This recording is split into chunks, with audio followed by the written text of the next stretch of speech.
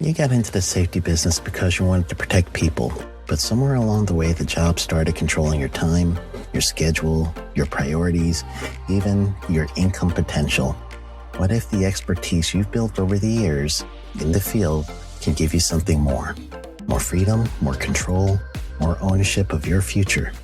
I'm Sheldon Primus, the author of 7 Steps to Starting a Profitable Safety Consulting Business and the host of the Safety Consultant Podcast, with more than 350 episodes helping safety professionals become consultants and grow their career. Consulting changed my life. In fact, I'm a full-time RVer, and one consulting contract paid for my home I live in today.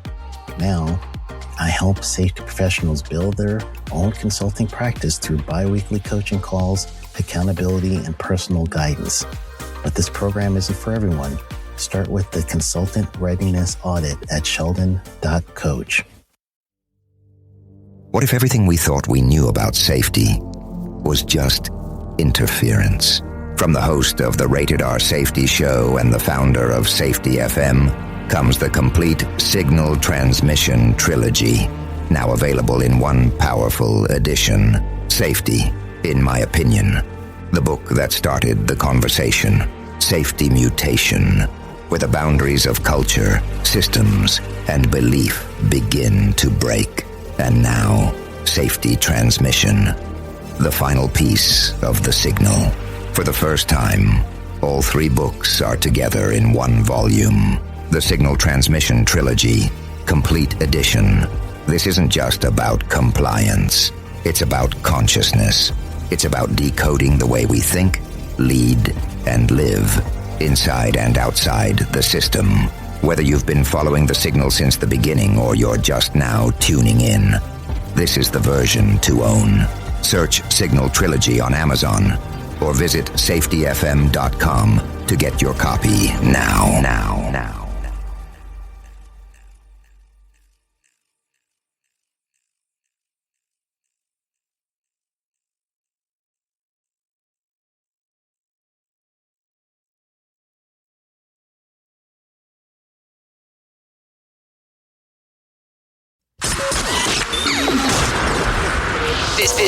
This show is brought to you by Safety FM.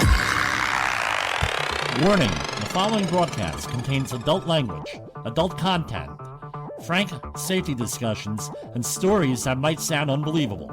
But believe me, every one of those stories is true.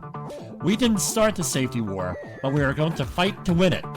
For our families, for our communities, for our workplaces, and for our lives. Hi, this is Jim Polzel from Safety Wars. Before we start the program tonight, I wanted to make sure everybody understood that we're going to be talking about a couple of legal cases here. I'm going to mention some stuff up front. Everyone is innocent till proven guilty. Because there are OSHA citations issued, proposed citations, that does not mean those are the final result. Things get negotiated down, things get vacated, things get litigated. Everyone is innocent till proven guilty. We are working off of available public records, newspaper accounts, OSHA press releases, and things of that nature. We can't make any warranty or guarantee as to what was there. If it's true, not true, what the facts are, or anything else. We're just going off of non-copyrighted OSHA information and some of my own observations and field experience, things of that nature. So, enjoy the show. Look back to hearing from you and seeing you tomorrow. And for Safety Wars for Monday, January 23rd, 2023. As advertised, we're going to be talking about a concept called statement analysis. So, they call it many different things. Scan, they call it,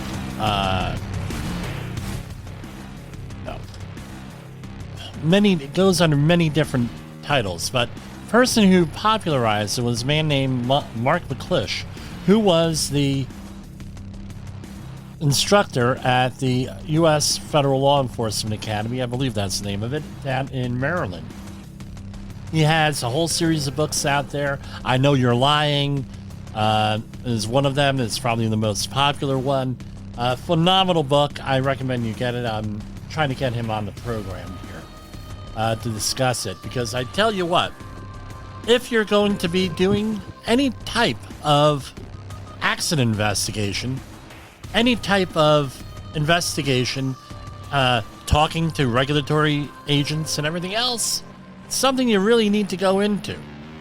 And it's essentially, how do you tell if someone's lying to you or deceiving you?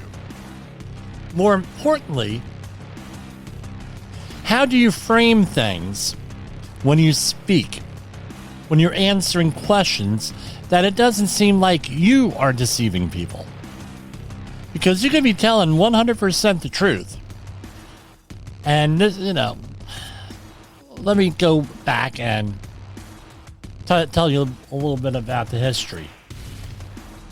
Basically, we're pretty straight up guys in the safety field, usually. We tell the truth. You could be telling the truth. I'm telling the truth, but no one would ever believe me on anything. And I had to dig deep here, go into me. Well, maybe it's something that I am saying or the way I am conducting myself that people are not believing me. Then I realized that they really don't give a shit. They don't care about safety, the organizations I was working with. Essentially, they didn't care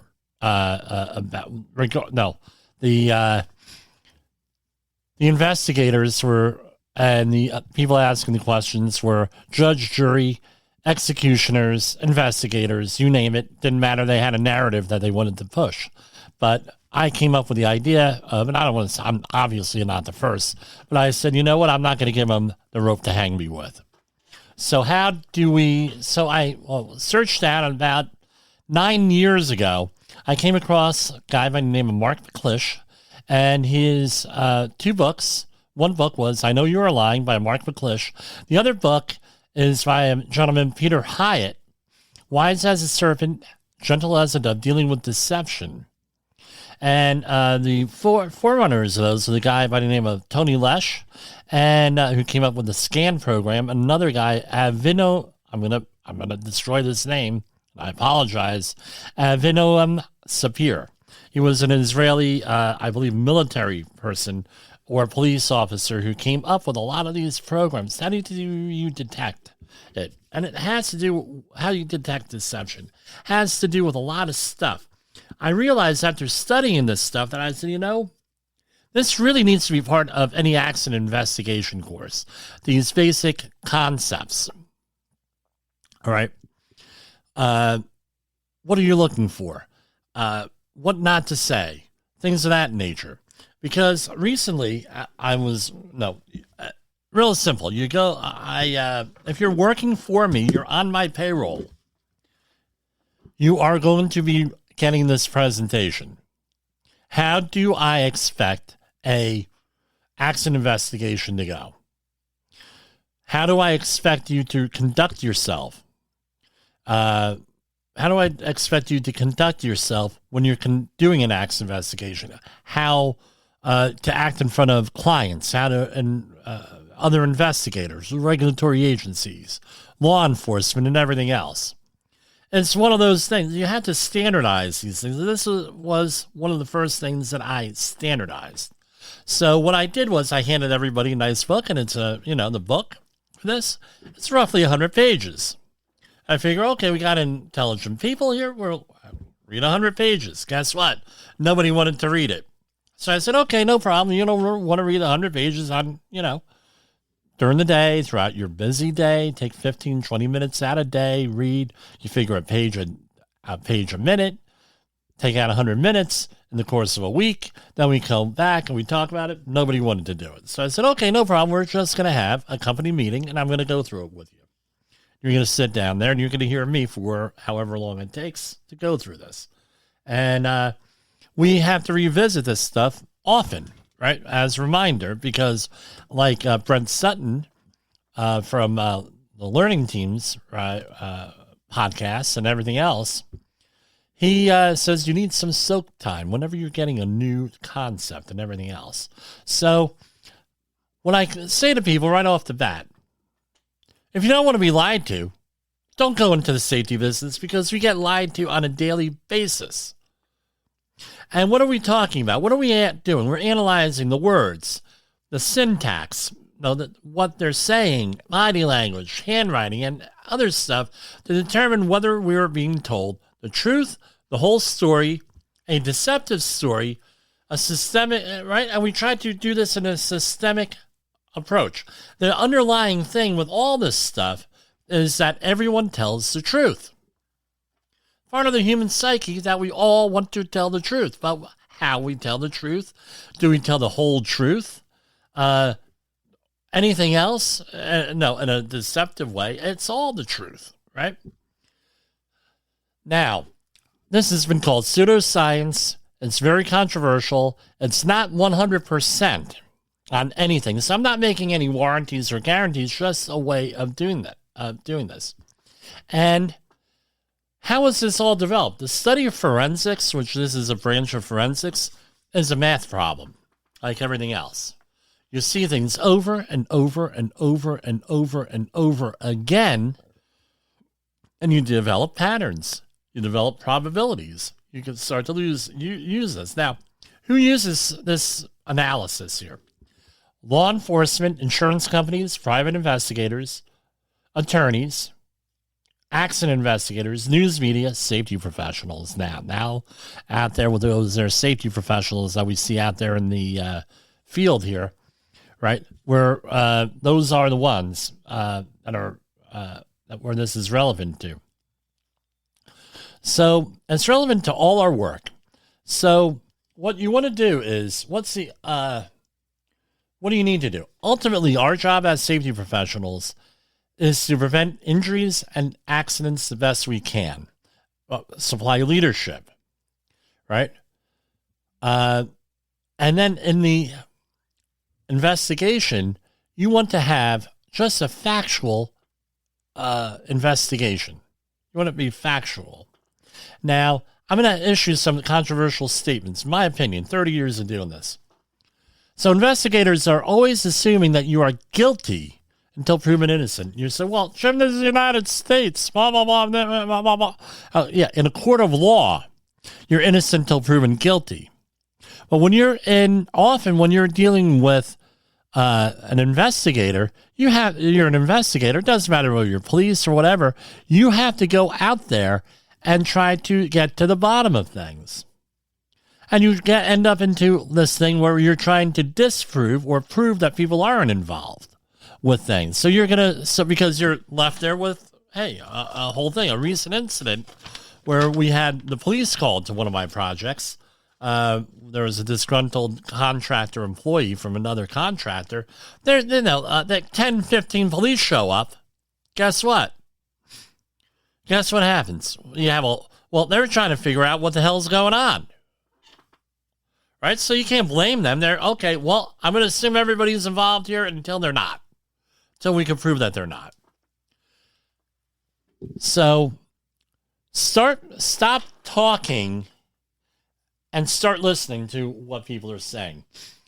So I'm working with a bunch of folks, a bunch of subcontractors, and they want to go and they think that they're going to talk their way out of a situation. They all often talk their way into situations. You're not going to talk your way out of it. So what do you need to do? If you're the person being questioned, or if you're asking the questions, stop talking. That's what you got to do, is stop talking. If you want to talk, you go out and you get a podcast, you get a live radio show. You can talk for all you want on here. Get a YouTube channel. But stop talking. Listen to the language. Choose your words wisely. And be aware of lengthy responses. Because lengthy responses often indicate deception. So, when you're asking a question, what happened at X, Y, and Z? What's the situation? So you answer the question. So you don't want to do this. Hey, Jim, what happened at X, Y, and Z? What happened at X, Y, and Z? Well, I'll tell you what happened at X, Y, and Z. You really want to hear about it? Boom. Red flag. A famous radio talk show host said, words mean things.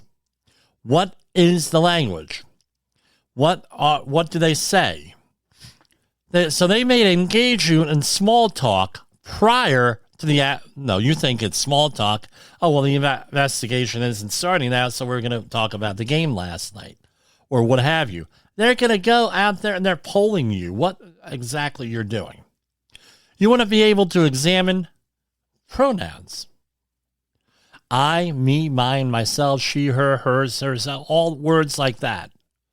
And you want to determine what the order of events are. You want to pay attention to the timeline that you're giving and look for words and phrases that may indicate deception. And this applies to both verbal and written communication. So this is why you want to start with open-ended questions. You want to avoid asking yes or no questions. Why? Yes or no questions lead someone down a path.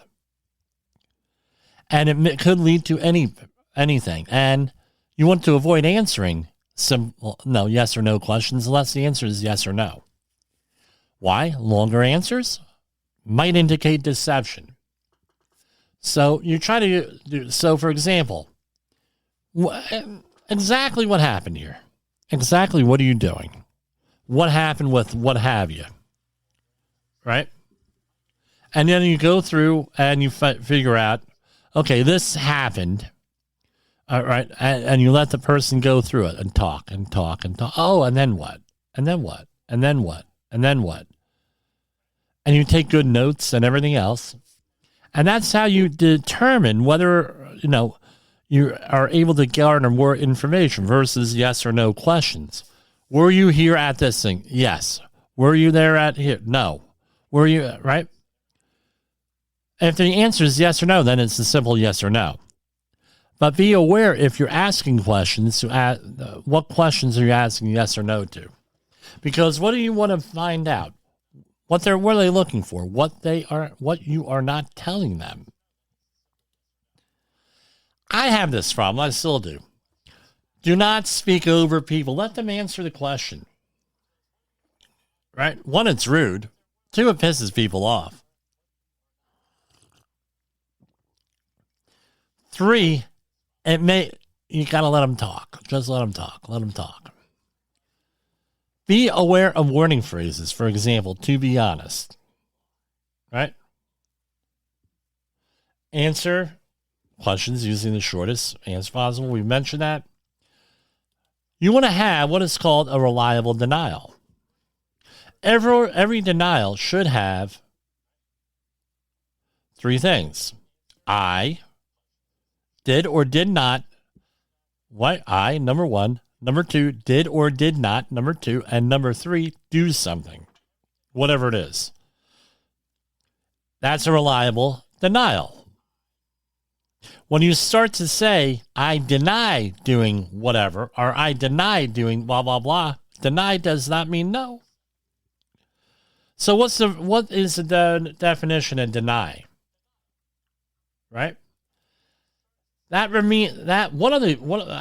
has several definitions, but one of them is to state that you refuse to admit the truth or existence of. So if you deny something, it's not saying no. It means that you're not going to tell the truth. That's what deny means. So words do mean things. When you're asking the question, are they answering the question that they're asked? Did you use those gloves? Again, I said avoid yes or no, but maybe you'll have to say yes or no. Did you use those gloves? Why would I use those gloves? I would never use those gloves. Come on. Guess what? Not answering the question. The deception on there possible. Was your backup alarm working? Well, my backup alarm always works. Why wouldn't it be? Come on. Of course, now we have a problem here. You're repeating the question and the answer is a stalling tactic. How about this one? Were you wearing fall protection? I always wear fall protection. He always wears fall protection. We always wear fall protection. Always means at all times and all occasions. Are you sure? Because they may be asking the other person, well, every once in a while he'll step over an open hole without fall protection on. He probably should be wearing. Oh, really? Now you're dealing with deception here. What you're worried about, was it done this time? Are they assuming it was done this time because it was done all the other times? I don't know. Maybe, maybe not. Something you need to worry about.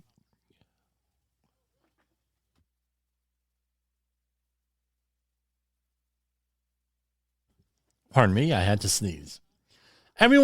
So words mean things, right? So everyone has an internal dictionary. You need to pay attention to the meaning of those words. So, for example, you're on a job. Does an excavator ever become a machine in the story? Change words, maybe deception. Again, none of this is foolproof. Does my machine become the machine? Now you're distancing it. I was talking about this one time in an accident course, right? And my cousin came in, and he just happened to be passing by. He saw my truck out front. He said, hey, let me see Jimmy, right? So I go out there. So I'm in there, and it was on exactly this point. I said, hey, what are you... I'm not going to mention this thing. He said, hey, what are you doing? Oh, I'm taking the wife out shopping for Christmas. I said, okay, time out. And everybody got a good laugh because I had this up on the board. When you said, I said, look, never ever say I took the wife shopping. Never, never, never. Said, I went shopping with my wife. That indicates a close relationship. Or we went shopping versus I went shopping with the wife. That means that you're putting I and wife at the end of the sentence. Right? You're taking possession of, you're not really taking possession of her. And this is often how police officers are able to solve domestic violence cases, right? Because I went shopping with the wife means that you didn't want to go shopping because there's a problem in the marriage and everything else. So, for example, there's a famous radio talk show host and celebrity in the New York City area. He's internationally known, Curtis Lewa. When he was in the mid-90s, he was attacked, and he was having an interview with the police, and they had ripped him apart, thinking that his ex-wife had set up a hit on him, and they didn't believe him or anything. His soon-to-be ex-wife set up a hit on him. Then it came out years later that organized crime did a hit on him. And basically he said, look, the police did not believe a word I said. What? And it was probably, I'm going to speculate slightly here because the guy talks too much. Verbal communication. I have an accident report that I share where people actually do this. So missing words missing words in the missing words in the witness statement. Are words missing? So instead of, hey, I grabbed the tool, he says, grab the tool. I got the ladder, got the ladder. Right? You're distancing yourself from that. Well, who got the ladder? Right? Maybe some type of deception. What's the order of the story? Right, every story has a beginning, a middle, and an end. And does the sequence of events make sense? Does skipping steps? Are they describing things out of order in the report? So I had a situation recently where we had a witness statement. And the guy said, well, I'm not a very good writer. Can you write this statement for me? No, why don't you just write it yourself? I got into a problem one time because I wrote an witness statement for someone. They signed it. Didn't mean it meant absolutely nothing. So I handed the gentleman the piece of paper, and I said, okay, here it is. Why don't you write down what happened? Your witness statement. I'm not going to even, oh, okay, great. And he goes, I'm not even going to just go and write down what happened. He wrote down everything that happened. And what are we looking for in that? Right? What are we looking for in that written statement? Does the writer cross out any words? Look for unnecessary words. Internal dictionary. What's the breakdown of the story? Does the story make sense? Does it have red flag phrases in here? Many different red flags. Honest to God. To be honest. To tell the truth. Truthfully. I swear to God. I swear on my mother's grave. Anything like that. Any qualifier like that. And the other one is number 3. Right? What is the number 3? All right. It's often used in deceptive statements. The number 3, because in the West we have a bias. And then all of this applies to the West, right? Context. English. Every accident investigation I've been involved in, the number 3 is often used in deceptive statements. How many stairs did you fall down? 3. And you go out there and there's 4 stairs. Or 2 stairs. Or 1 stair. Anytime number 3, it could be the number 3 is truthful. Right? But it's something that needs to be followed up on every time. What do I mean cultural bias? Think about how many 3s there are.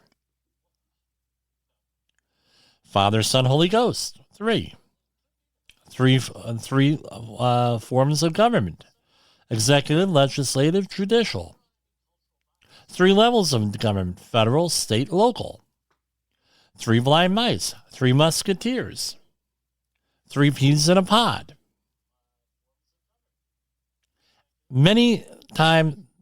Triangle, number 3, basic building block. 3. So if someone's going to be lying to you, chances are it's going to be and they give you a number, it's going to be number 3. Something else you want to do, cross-outs. So investigators will often ask the interviewee to write down things on an accident form, then give them a pen and tell them put 1 line through any cross-outs. What do you think we're looking for in that? We're looking for the cross-outs. What do you think every one of my projects has? Their own paper and pencils.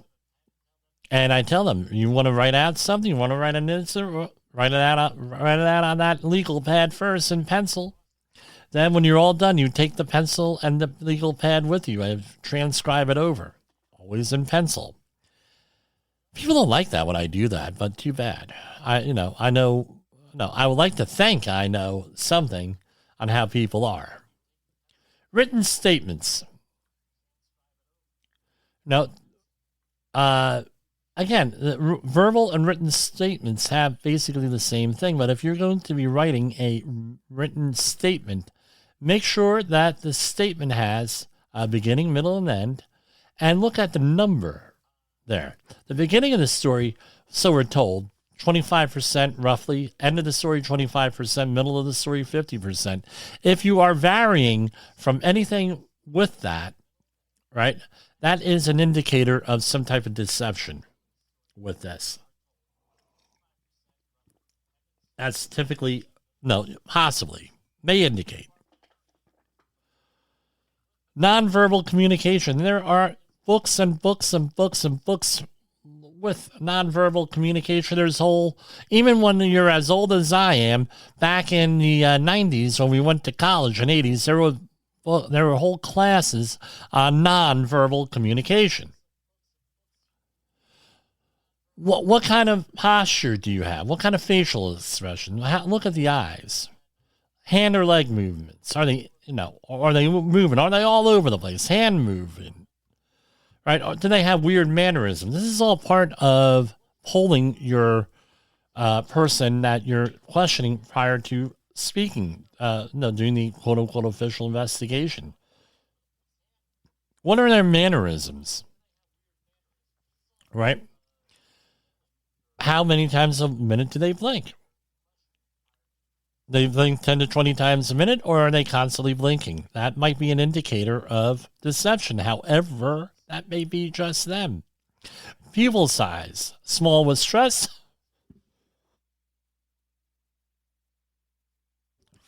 Large with pleasure. Legs back and under the chair. Doesn't want the interview. Legs crossed. Arms crossed. They're holding something back. Are they defensive? What do we do with all this stuff, right? You got to pay attention to what's going on. Open-ended questions. Look at the body language. What are they actually saying? The most important thing, I think, would be with a witness statement, never, ever, ever fill out a witness statement for someone. Let them fill it out. Right? Do they talk too much? Now, let's turn this around to you. You're the person being questioned. You need to find out how to make statements without being deceptive. Tell the truth 100% of the time. But often, if you're doing certain things, you're nervous, you're this, you're talking, blah, blah, blah, very few people are going to believe you. And even if you're telling the truth. It happened to me a couple of times back in the day. Hey, no, and I said, well, everything that you said in your final report and everything is completely inaccurate. Well, this is what we didn't believe you. Well, you made a mistake not believing because I was probably the only one telling the truth here on the situation. You chose to believe people that lied to you, and you came up, bad inputs, right? Garbage in, garbage out, sort of thing. So this is very important that you learn what to say and what not to say to people, all right, with things. So we're going to take a break. And we're going to come back with our regular news and views on the news. In the professional safety community, communication and planning are just a few keys to your program's success. The question many practitioners have is, where do I start? Dr. Jay Allen, the creator of the Safety FM platform and host of the Rated R Safety Show, has built a global foundation to help you along the way. Go to safetyfm.com and listen to some of the industry's best and most involved professionals, including Blaine Hoffman with the Safety Pro, Sam Goodman with the Hop Nerd, Sheldon Primus with the Safety Consultant, Jim Pozell with Safety Wars, Emily Elrod with Unapologetically Bold, and many others. As individuals, we can do great things, but as a team, we become amazing. Dial into safetyfm.com today and surround yourself with a powerful force of knowledge and support.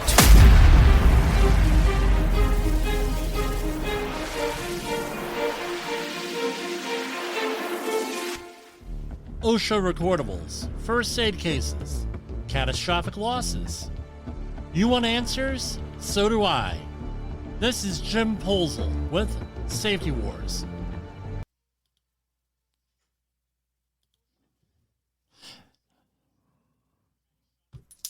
Okay, we're going to start off right off the bat with the markets today.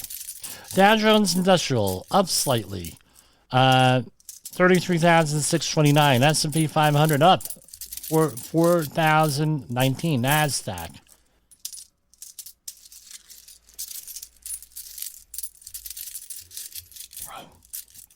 pardon me, allergies are kicking in early here. NASDAQ 11,364. Russell 2000 1890. U.S. 10-year Treasury note up 315, 3.513. Bitcoin approaching 23,000 at 22,941. Crude oil is up at 81.75. For the precious metals, gold is up today 1942. Silver 2366, down slightly. Platinum up at 1069. Palladium at 1745. OSHA news. A lot going on over at OSHA. Here, we covered a lot of it last week. I never got around to uploading Friday night's program. We had a family emergency here on Saturday, but I'm going to be editing that down and uploading it hopefully this week as a regular podcast. Following yet, and this is federal safety inspectors again find Dollar General workers exposed to fire and other hazards, this time in West Lafayette, Ohio. So I'll just read the news release here, right? Following yet another inspection, federal investigators found one of the nation's largest discount retailers continues to shelve serious safety concerns. Boy, that's a bad pun, right? That expose workers and others to the dangers of blocked emergency exits and electrical panels and boxes of merchandise stacked at unsafe heights. Since 2017, the OSHA has fined Dollar General Corporation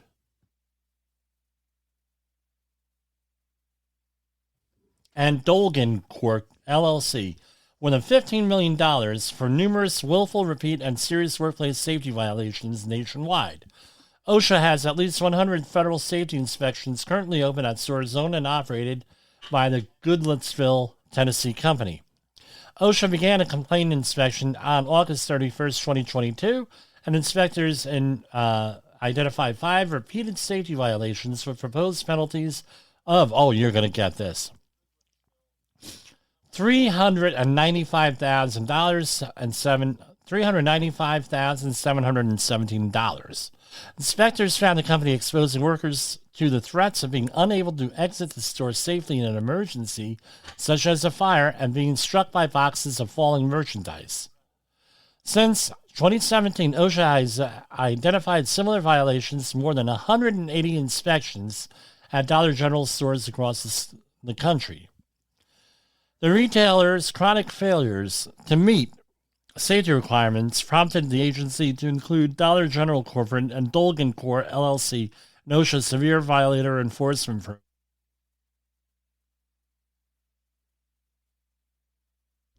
I'm going to go to music for a second here, and I will be back.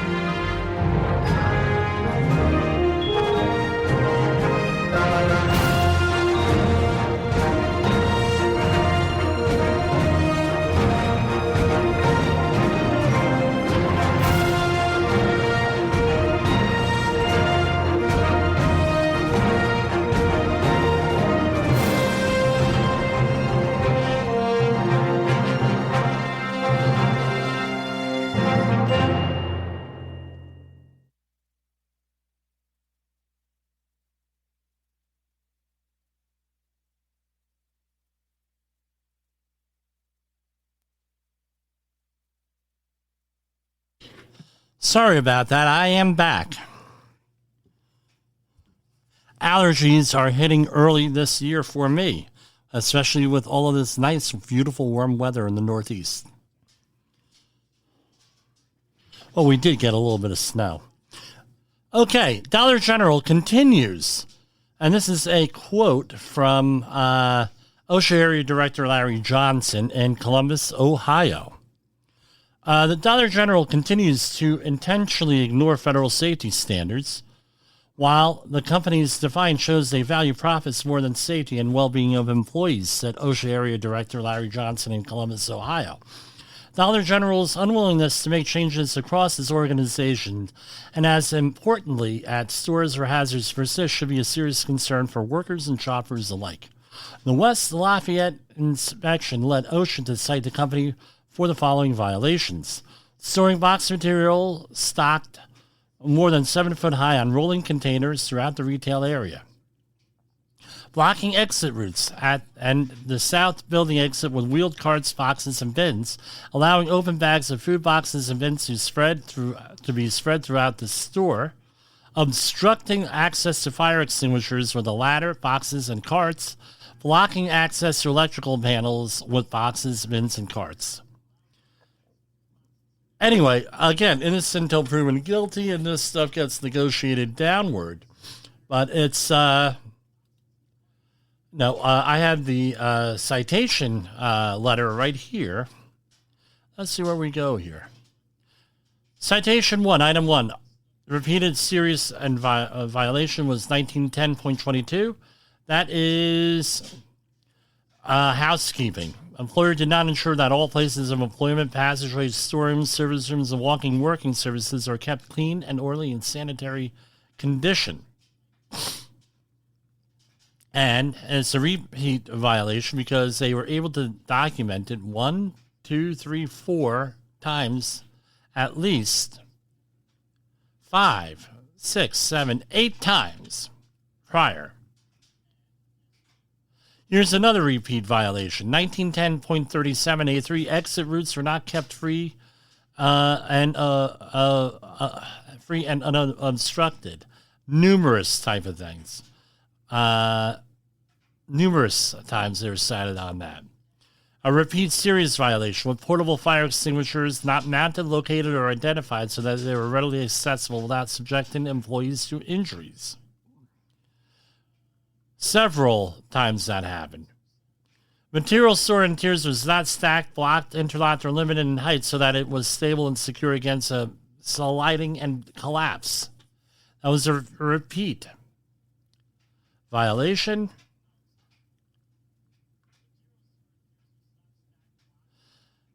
1910-303, keeping stuff out from in front of an electrical panel.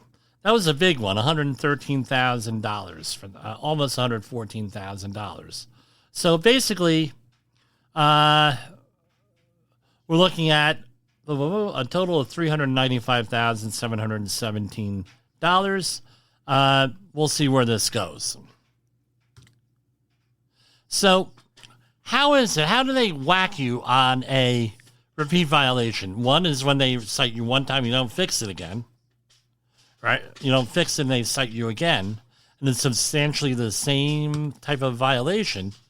I mean, it's easily preventable. Just they tell you something's wrong, just don't do it. I don't know. And what it is as long as you have the same EIN number and it's basically the same management group and the same company, right? Things could happen in one part of the country, and then it could still apply to the other part of country. And this is all part of the intercompany communication. One part of the company not telling the other part of the company what to do, probably because there was a disincentive. I'm speculating here. Often this is caused by an incentive program, or maybe everyone's in competition and they don't want to share any information from one part of the country to the other or one store to another. I see that happen all the time. Here we go with some EPA news. The U.S. EPA has taken lead in the response to extinguish the ongoing fire at the Environment Landfill Incorporated in Moody, Alabama, after receiving results from air monitoring and air sampling. As of today, and this was from January 20th, the U.S. EPA Region 4 has collected and reviewed air sampling data collected early in January 2023 at the site. Air samples were collected by START, right, Superfund Technical Assessment and Response Team, from 2 locations on site near burning material and 2 off-site locations at residential properties.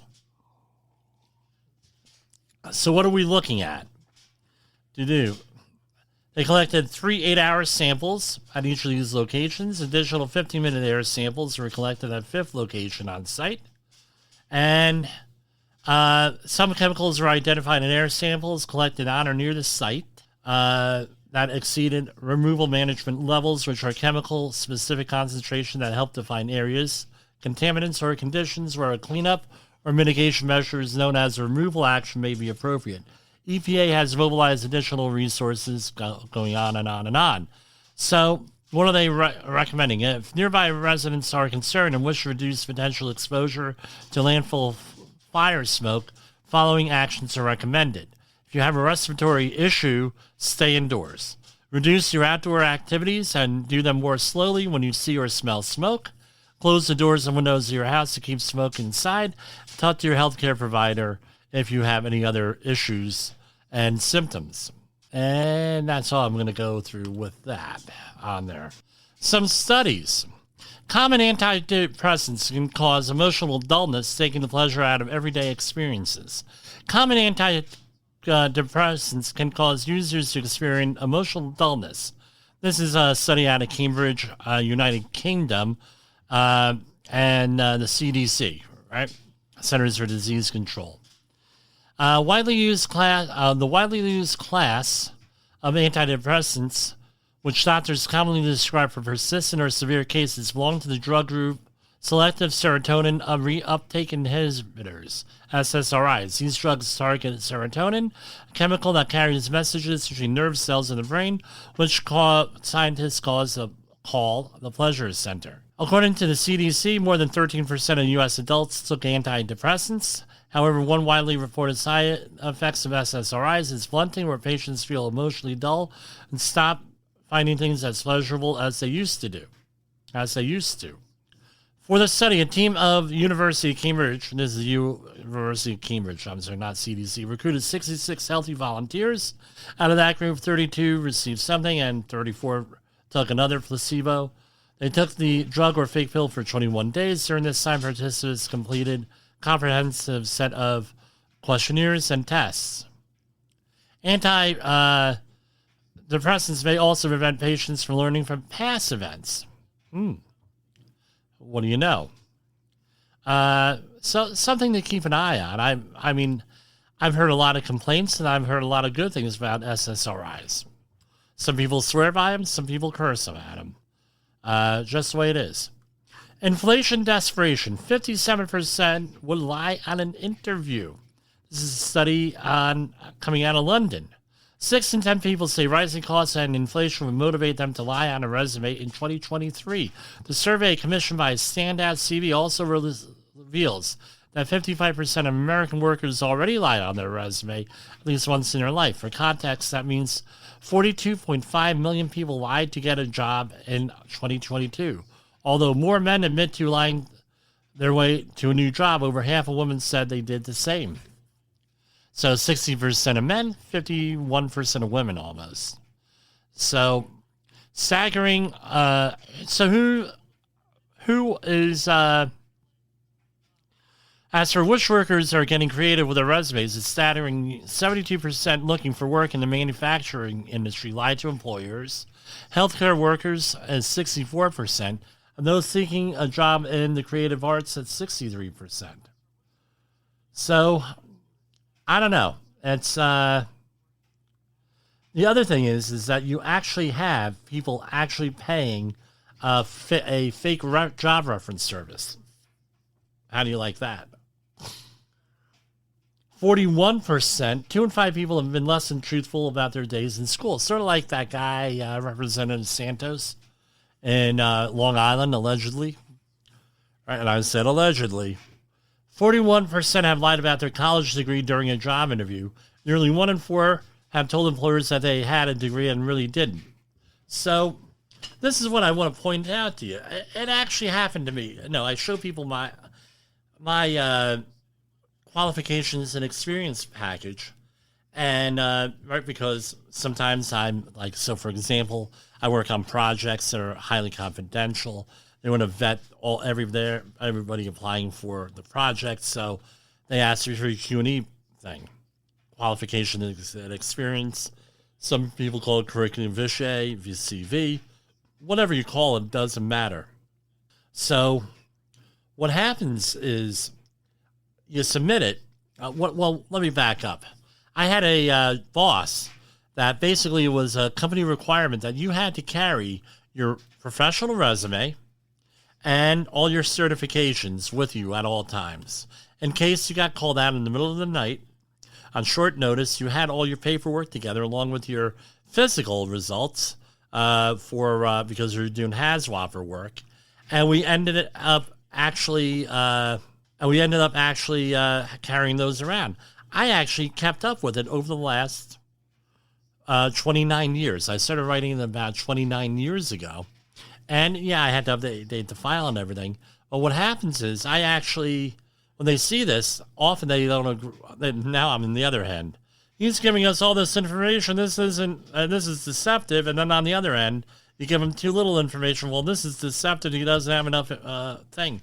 I actually got lost during a job interview because they asked for this. I produced it, and I lost a job I was interviewing for because it was like, well, you know, we don't understand why all of this stuff. You only have short-term jobs. Yeah, but I work for one company, and they put me on multiple different projects. It's not one project. It's not, well, we don't, and it was like, well, it turned out was that I was the same age as the interviewer, and if they hired me, I'd probably have his job before long, is what it turned out to be. That often happens, especially as you get older. There are a lot of these companies, unless they're looking for, unless they're not really intimidated, or they're looking for a replacement, and some companies do look for people like me for replacements for their retiring safety professionals. Well, guess what happens? You give them a lot of information, all of a sudden, well, it's deception and this and that, they get intimidated, think you're after their job. Happens all the time. So you got to know, you have to really. You got into the safety business because you wanted to protect people, but somewhere along the way, the job started controlling your time, your schedule, your priorities, even your income potential. What if the expertise you've built over the years in the field can give you something more? More freedom, more control, more ownership of your future. I'm Sheldon Primus, the author of 7 Steps to Starting a Profitable Safety Consulting Business and the host of the Safety Consultant Podcast, with more than 350 episodes helping safety professionals become consultants and grow their career. Consulting changed my life. In fact, I'm a full-time RVer, and one consulting contract paid for my home I live in today. Now, I help safety professionals build their own consulting practice through bi-weekly coaching calls, accountability, and personal guidance. But this program isn't for everyone. Start with the Consultant Readiness Audit at sheldon.coach. What if everything we thought we knew about safety was just interference? From the host of the Rated R Safety Show and the founder of Safety FM comes the complete signal transmission trilogy, now available in one powerful edition. Safety, in my opinion, the book that started the conversation. Safety Mutation, where the boundaries of culture, systems, and belief begin to break. And now, Safety Transmission, the final piece of the signal. For the first time, all 3 books are together in one volume. The Signal Transmission Trilogy, Complete Edition. This isn't just about compliance. It's about consciousness. It's about decoding the way we think, lead, and live, inside and outside the system. Whether you've been following the signal since the beginning or you're just now tuning in, this is the version to own. Search Signal Trilogy on Amazon or visit safetyfm.com to get your copy now.